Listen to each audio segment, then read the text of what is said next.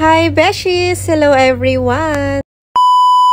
Kat Vlogs here. For today's video ay tinry nga namin ang isa sa Filipino restaurant dito sa may Bahrain, ang Tia Betty Restaurant. Nakakatuwa nga naman talaga mga beshi ko dahil nga meron ng mga restaurants na nagsuserve na rin pala ng pork dito sa Bahrain. Available din sa kanila ang chicharong baboy.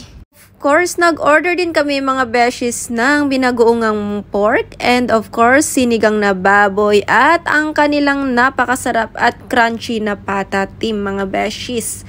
Sulit nga naman talaga ang pag-visit ko dito dahil nga nakatikim ako ng iba't ibang klaseng luto ng pork. And of course, hindi ko rin pinalampas ang unlimited samyupsal nila, mga beshies. Syempre, puro baboy nga naman talaga ang in-order namin.